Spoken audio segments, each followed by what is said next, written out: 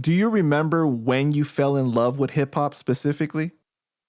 Yes. Around fifth or sixth grade. So between age like 11 and 12. So around 1992, 93. Um, I took all my music cues from my older brother. In fact, I did an album. It's a Toledo themed album. The group is called Glass City. The album's called Homegrown Internationally Known. And I talk about it in my verse on a song called Hip Hop Glory.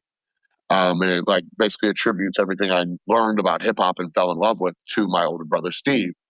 You know, that was my role model. And I like his friends were my friends, and I was little bro and got to like, do like older people shit as a kid. Me and my brother are almost 8 years apart. So on one end of the spectrum, my brother would listen to and introduce me to stuff like Dr. Dre and Snoop and Cypress Hill and Bone and Beastie Boys and Tribe Called Quest. And then on the other end of the spectrum, I grew up loving grunge rock music. So Pearl Jam and Stone Temple Pilots and Alice in Chains and Blind Melon and Violent Femmes and, the list goes on and on and on. So it's like, even to the present day, if you follow me online, you can constantly find me at rock concerts. Like, you have to like get that out of you. That's like, I listen to all genres of music with the exception of country. Like, I never was a country dude, but you can find me at jazz clubs and blues clubs and rock shows. And, that's just like being musically ambitious, is realizing that anyone that really listens to just one genre of music is essentially pigeonholing their life and not really living their full potential, because every art form has so much to offer in its own. Right. What was it about hip hop specifically that spoke to you? Like what we used to just label as the poetry of it, the lyricism, the like profound nature of putting pen to paper and giving birth to stories you create in your head. Like, hip hop was always very storytelling based in its inception. And then it became reality rap. So it's like, it wasn't just about how creative you could be. A lot of people are literally just rapping their livelihoods. Um, you don't even, whether you would classify any other genre of music, like let's use rock as an example. Even if you would classify rock as something similar, it doesn't have the same takeaway effect as when you're listening to rap music, because you feel like that person's really pouring their own heart and their story into rhyme form, into a song. Mm-hmm. That was what drew me to hip hop. So you started rapping around 13, was it? Yeah, yeah. And that's when it was not cool at all. Like, the cool kids in my junior high were the ones that played in rock bands. No one rapped. I think I was literally like the first rapper in my junior high. Wow. And then when I was in high school, is when I started recording my first tapes and all that.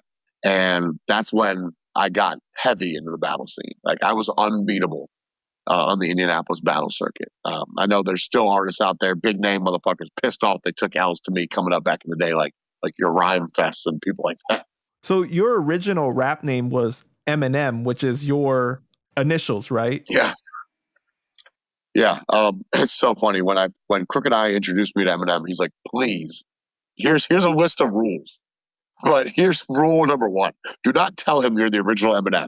Because yeah, I'm Matthew Nathaniel Markoff and he's Marshall Bruce Mather, so I'm Eminem for real. But that I went by the letters Eminem on my early freestyles. And then I didn't have a name for a few years. I just went by Markoff.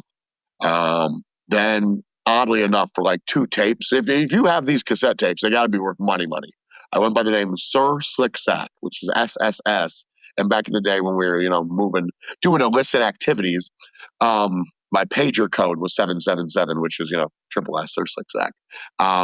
In June, my junior year of high school is when I became M80. I was coming home from swim practice one day with my friend Justin, and we're listening, I don't remember what album, but he's like, you know what, dude, you should change your name to M1000. And I look at him, I'm like, you know what? That is the dumbest name I ever fucking heard. And we were both laughing about it. And we're sitting there like playing with the M. I'm like, M80. Now that's something.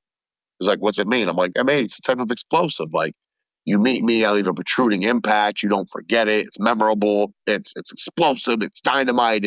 That's me in a nutshell. So M80. Been M80 ever since 1997, 98.